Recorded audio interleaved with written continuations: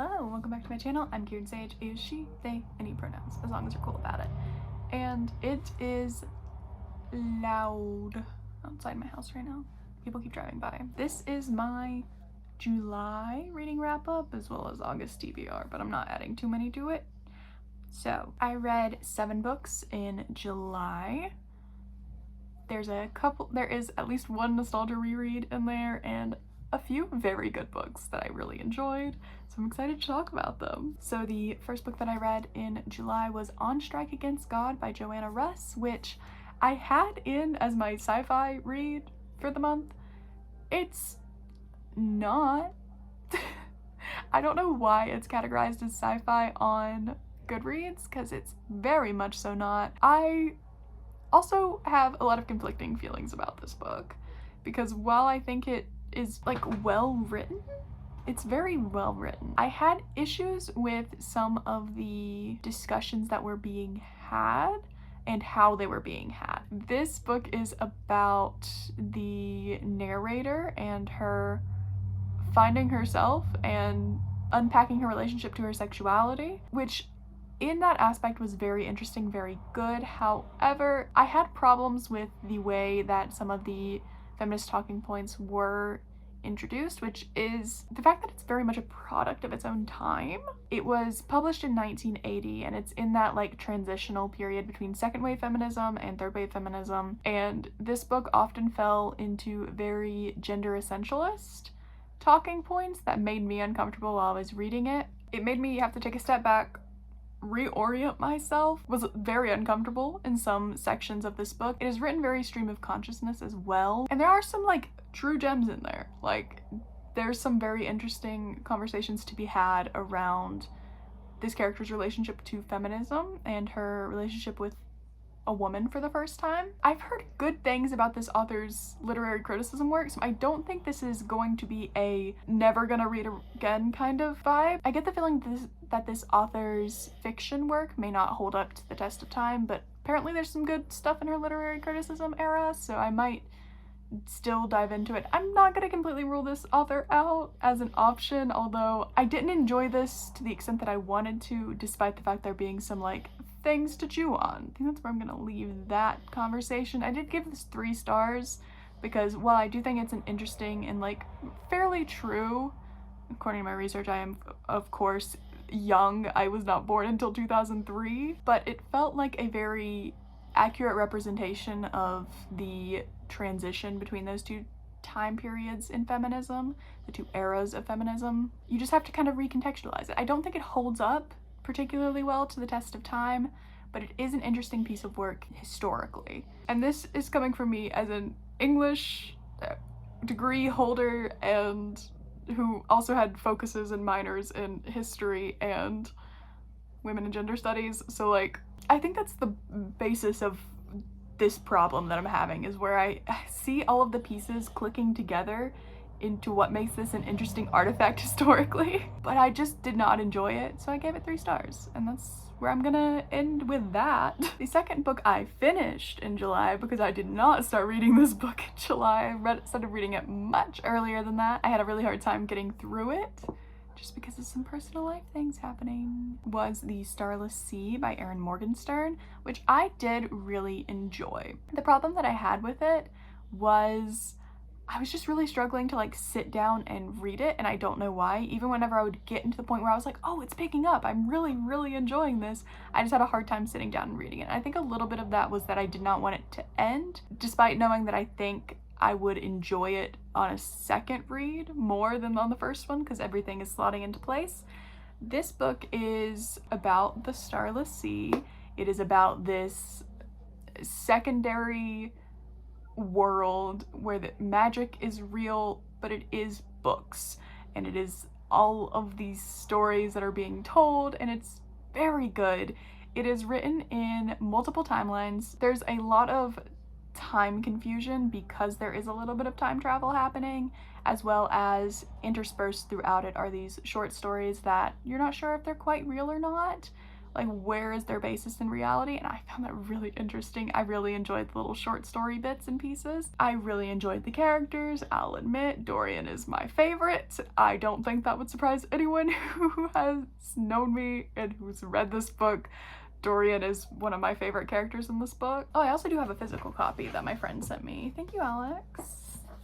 It's very pretty and I love it so much. It is just gorgeous. It looks like something you would have in a secret underground library full of magic and also books, because it's a library, but it's secret and magical. I will say the only thing that really took me out of it, and I had to go back and figure out what's happening there, was this is a book published in 2019, I believe. It's late 2010s. I'm sure you can see where I'm going with this. It has popped up a couple of times recently in books that I've been reading, because I've been reading books published and also set in the late 2010s recently, and Harry Potter references abound. It's not as egregious in this one as in the V.E. Schwab series I've been reading, but it is still very much so present, and I did have to go, is this appropriate given the time period it was published in, or is this just gratuitous and it is just the fact that it was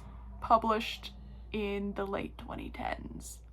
So that is something to keep in mind. If you just don't want to have anything to do with that, maybe don't pick up the book, but the book is very good. It is like my one thing where I'm like, ooh, about the book. I did end up giving this book 4.5 stars. I think upon a reread where I'm able to like pick up all of the pieces and like see it, really truly see all of it coming together into this like beautiful tapestry of stories, I think I would give it 5 stars. I think also if I had sat down and read it all in more substantial chunks instead of having to pull myself out of my little bit of a reading slump piece by piece, I think I would have enjoyed it more too, but there's only so much you can do about that. And I will probably end up rereading this book at some point. I don't plan on getting rid of my physical copy that I read. Thank you, Alex. It will probably be reread at some point. Also, look at the end pages in this. Ah, that's gorgeous. Just a very pretty copy. Okay, the next book that I did read entirely in July was Paladin's Grace by T. Kingfisher, and oh my god. If you're into romantasy and haven't read this book yet, pick it up. Pick it up immediately. It's so good. It is incredibly fast-paced. I read it very quickly, and there is so much chemistry between the hero and the heroine in this book. They're both working through a lot of personal problems, and it's also within the backdrop, of course, of being in a fantasy world, and the fantasy world is so well developed, which is one of my big hang-ups in a lot of romantasy books, is that the fantasy part of it doesn't seem well developed at all, but that is not true in this book. Grace and Stephen are our two heroes and heroines, and this is within the Saint of Steel books. And the whole premise is that the Saint of Steel is a god who died, and the paladins are dealing with the trauma of that has left like an open hole within them pretty much, and they're really struggling with keeping themselves under control. Grace, on the other hand, is dealing with the trauma of her... My dog is tip-tapping around. Grace, on the other hand, is dealing with trauma from her upbringing as well as her first marriage. And they're both so understanding of each other and like willing to be there in their bad moments and support them and comfort them after. And it is truly so beautiful and heartfelt, and I just cannot get over it. And on the fantasy side, there is a subplot with some mystery, some killing, and there is the question of their various countries and their political relations with that. I really enjoyed that because it didn't like overtake the romance that was happening, but it was very much a facet of them getting to know each other, and I loved it. This is such a good book, and it was so well handled in all of the depictions of trauma, and I'm so excited to pick up the next book in the series. I cannot wait, even though I'm being forced to, by the fact that the library holds on this are so long. They're so long. This was actually recommended to me by some friends of mine, and they're so right that this is exactly my kind of stuff. They just complement each other so well. And the other characters, because I've read the blurbs on the next books in the series, the other characters are so interesting, and I need it immediately, and I can't have it. There's like a multiple month wait for it, and I need it so bad. I think the next book is about Istvan. I didn't listen to the audiobook, I read it physically, so I don't know if that's how you say it. Istvan and a nun. So, I don't know if that's a spoiler. I'm pretty sure that's in the blurb. It would have to be in the blurb, because I read the blurb.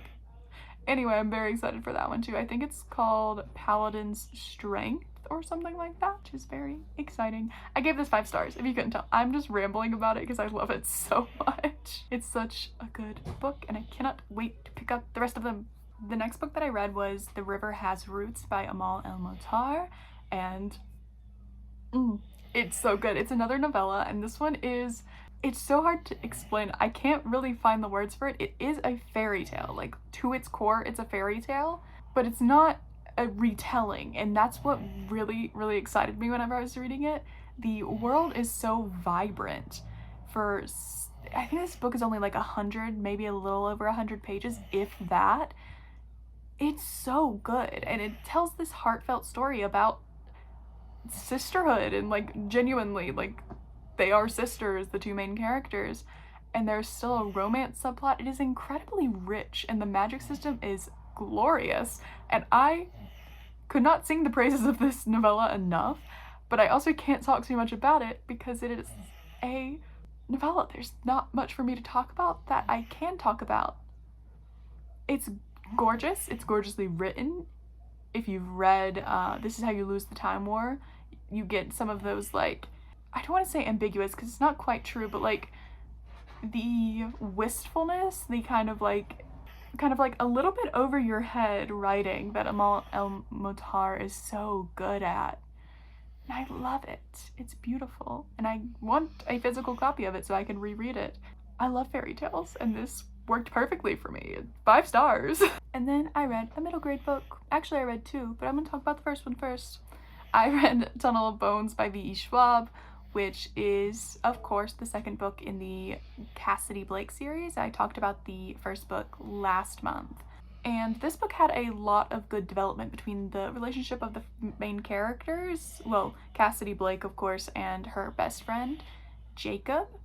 They had some very sweet moments, like uncovering their relationship and like deepening it, and it was very sweet. And the spookiness, of course, did not lack here either. There was a new twist to what kind of ghost Cassidy was dealing with. And again, still so incredibly fast-paced. Did not disappoint in that aspect. There are still some mentions of Harry Potter in it, but it didn't seem as egregious as it did in the first book, which I really, really was so thankful about. And yeah, it's just a really good spooky middle grade read. I enjoyed it a lot. But again, maybe skip it if you don't want to engage in anything that even references Harry Potter, which I totally understand. Usually if it's not super egregious, I just kind of skim over the portions of that. I did end up giving this 3.5 stars because I think it did better than the last one. But it's not like revolutionary. But again, I just think it would be so good for a much younger me. Like, I think I would have been obsessed with this. And I plan to pick up the next book in the series soon. And the next book that I read was also a middle grade read. It was a graphic novel that I used to be obsessed with in elementary middle school. It is Tales from a Not So Fabulous Life by Rachel Renee Russell. And it is very much, what if Diary of a Wimpy Kid was for girls? And I ate that up as a kid, and I wanted to see how it stood up, and the art in it is still very interesting. Like, I really enjoyed the art in it. Though I will say it's not revolutionary in its storytelling. It can be very shallow, and often is, but it was fun. I just had a good time, and I do think, like, if you read it when you were much younger, and you can, like, remember how obsessed you were with it, it's not bad for a reread. I'm probably gonna pick up the next one, because I remember I also had the second book in the series. But yeah, it follows Nikki Maxwell, who is on a scholarship to this like prep school, middle school, and it focuses around this art competition that she wants to enter and her like interpersonal relationships. And it does definitely touch on some like middle schooler experiences, and it dramatizes it, and you know, I mean, yeah, it did feel like that a little bit sometimes in middle school. Like, you only have so many experiences, so like if it feels that big to you, it's probably because it's the biggest thing that's ever happened to you. I gave this 3 stars. It's not revolutionary, but it was a fun time to reread, and I will probably finish, maybe not finish the entire series, but read a lot more. And then the final book that I finished in July and read, I didn't read this outside of July, was Pride and Prejudice by Jane Austen, of course. And I had been like not really interested in reading Pride and Prejudice. It's one of my mom and my sister's favorite books, like classic books, but I never really had a specific interest in it. However, I'm actually getting ready to play in a Regency Bridgerton-esque D&D game where the whole purpose is to get married off. It's the season. Become the diamond of the season, that kind of thing. And I ended up watching this movie, the Pride and Prejudice 2005 version, with some of my friends in preparation for that game, because we were just like, that would be fun. It's like a little research time. And so we watched it, and I was obsessed with that movie. What a good movie. And I immediately went and borrowed Pride and Prejudice from my library. I really enjoy the banter between Darcy and Elizabeth. While their relationship is so good, I cannot express how good it is. It's very good. I do think I benefited greatly from having watched the movie and then read it. I think I would have gotten through it a lot slower if I didn't already kind of know what was gonna happen. Because I have a hard time sometimes reading classics that are written in the way that Jane Austen's works are written. I do think the like slow uncovering of their feelings for each other and Darcy intentionally improving himself was so good. However, I was mostly here for the drama. I really enjoy how much drama is happening in Pride and Prejudice and all of the like scandals. That's one of my favorite things. It's a big reason why I really like watching Bridgerton too. Although second season of Bridgerton is the best. There's nothing you can say to me that would change my opinion on that, although I am excited for future seasons. I don't even know when they're coming out. Eventually, my blue sky will probably just like flood with Bridgerton stuff, and I'll be like, oh, next one's coming out. Love that for me. Anyways, that has very little to do with Pride and Prejudice. I give this 5 stars. I think it's a classic for a reason. It is an incredible, I don't want to say enemies to romance, because I have very high expectations for enemies to lovers romance, but it is definitely rivals at the very least. Like there's some tension there, and I really do enjoy that in a book. This was also one of those things where my friends were like, I think you'd really enjoy it, and boy did I. Okay, so that is all the stuff that I've read, and I do have some new things on my TBR, so let's just run through those really quickly. I think that would be fun. Did it last time. I'm not going to read you my whole TBR because it is long. I'll just give you a little update on some of the things that have replaced the books that I just mentioned on my TBR. So actually, starting off my fave authors category on my TBR, I realized while I was scrolling through and setting up my TBR for this month that I'm a little bit of a fool, and the short story that I had on there, which was The Unwanted Visitor by Tamsin Muir, that's 3.5 and not 2.5. I don't know how I skipped over 2.5, but I need to read As Yet Unsent before I read The Unwelcome Visitor. So I just swapped those out because I was wrong. And then for fantasy, I am having The Incandescent by Emily Tesh on there. I have the audiobook already borrowed, and I really enjoyed Silver in the Wood, so I'm very excited to listen to that soon. And then for my general fiction, I kind of already alluded to this. It's the second book in the Dork Diaries series, which is Tales from a Not So Popular Party Girl, which I believe is the Halloween book, if I'm remembering correctly, which I remember enjoying a lot, so we'll see. And then for my sci-fi, I picked The Fifth Wave by Rick Yancey, which has been on my physical shelf for so long, quite frankly, because I just don't read sci-fi.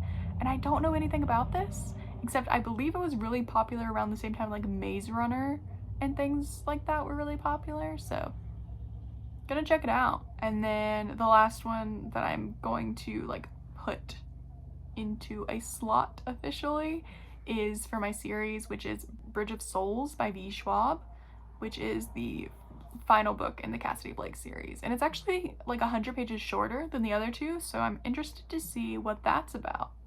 I also already have that borrowed from my library. Then I do have a couple of just like, these aren't within a specific slot on my TBR, but I do have them on like holds, or it is something that I intend to read this month.